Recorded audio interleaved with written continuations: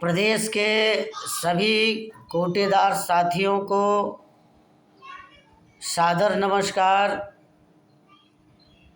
साथियों, एक मिशन प्रारंभ किया गया है, कोटेदार कमीशन बढ़ोतरी अभियान। जिस दिन मैंने इस ग्रुप को बनाया था, उसी दिन पूरे प्रदेश के कोटेदारों ने इस ग्रुप में सम्मिलित होकर मेरा मनोबल बढ़ाया।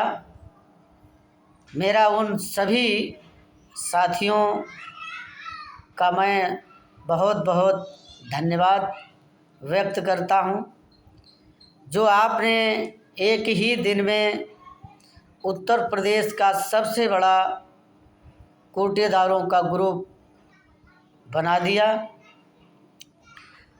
मैंने कई बार वीडियो के माध्यम से आपसे आग्रह, निवेदन और अनुरोध किया कि साथियों, अब वितरण का समय समाप्त हो गया है। अब हमको पूर्ण रूप से जो हमारे द्वारा, आपके द्वारा कमीशन बढ़ोतरी अभियान प्रारंभ किया गया है, अब हम सभी को इस मिशन पर कार्य करना है। कार्य प्रारंभ हम करेंगे। सर्वप्रथम हम सभी कोटेदार बंधु, जो भी आपसे संबंधित विधानसभा है, वहाँ के जो भी विधायक जी हैं, आप उनसे फ़ोन पर वार्ता कर लें, या उनका कोई परिचित हो उससे वार्ता कर लें, और विधायक जी को यह संदेश भिजवा दें कि हम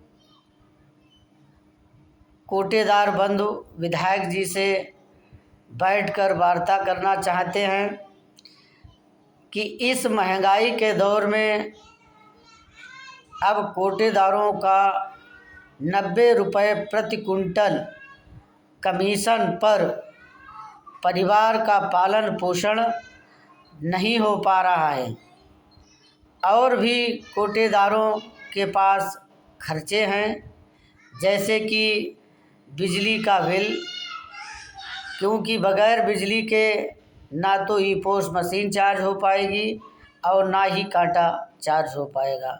तो हमको बिजली का बिल भी जमा करना पड़ता है। और अभी सरकार ने सारी दुकानों को मॉडल शॉप नहीं बनाया है। बहुत से कोटेदार साथियों ने किराए की दुकान ले रखी है, जिसका उनको किराया भी देना पड़ता है। और हम लोग जब राशन का वितरण करते हैं तो ई पोस्ट मशीन कोटेदार के द्वारा चलाई जाती है, और राशन की तौल करने के लिए हमको एक मज़दूर रखना पड़ता है, जिसकी मज़दूरी कोटेदार के द्वारा वहन की जाती है। और भी तमाम खर्चे कोटेदारों के पास हैं। और जो कमीशन 90 रुपये प्रति कुंटल मिलती है, उससे कोटेदार अन्य खर्चों पर ही खर्च कर देता है, और परिवार को चलाने के लिए उसके पास धनराशि शून्य मात्र में रह जाती है, थोड़ी बहुत रह जाती होगी। ना तो कोटेदारों के बच्चे अच्छे स्कूल में पढ़ पाते हैं, ना तो कोटेदार अच्छा भोजन कर पाता है। कार्य अधिक है और इनकम नाम मात्र के। तो साथियों, आप सभी लोग जानते हैं और विधायकगण भी जानते हैं कि जब से ई पोस मशीन से राशन का वितरण होता है तब से कोटेदार का कार्य बहुत ही अच्छा है और इसकी कई मंचों पर प्रशंसा भी की गई। कोविड-19 के दौरान उत्तर प्रदेश के कोटेदारों ने अथक प्रयास किया। बगैर संसाधन के कोविड के दौरान कोटेदारों ने राशन का वितरण किया। प्रदेश सरकार के द्वारा कोटेदारों को कोई भी संसाधन नहीं उपलब्ध कराया गया था, जबकि अन्य विभागों में समुचित मात्रा में कोविड से बचाव के लिए संसाधन उपलब्ध कराए गए थे। लेकिन हमारे दिलेर साथियों ने अपने पास से कोविड के दौरान मास्क, सैनिटाइज़र खरीद कर लाए और आम जनमानस को समय समय पर राशन उपलब्ध कराया, जिसकी प्रशंसा भारत सरकार के द्वारा की गई। और भारत सरकार ने उत्तर प्रदेश सरकार को सम्मानित भी किया, क्योंकि पूरे भारत में उत्तर प्रदेश वितरण में प्रथम स्थान पर था। कोटेदारों की आमदनी बढ़ाने के लिए सरकार नए नए आदेश जारी करती है जो प्रभावी रूप से लागू नहीं हो पाते हैं। सरकार ने सीएससी से अपना एमओयू साइन किया, लेकिन आज भी उत्तर प्रदेश में मात्र 5% सीएससी ही कोटेदारों को मिल पाई हैं। 95% सीएससी अभी तक कोटेदारों को उपलब्ध नहीं हो पाई हैं। सरकार ने यह भी आदेश किया कि 39 वस्तुएं कोटेदार की दुकान से बिक्री की जाएगी।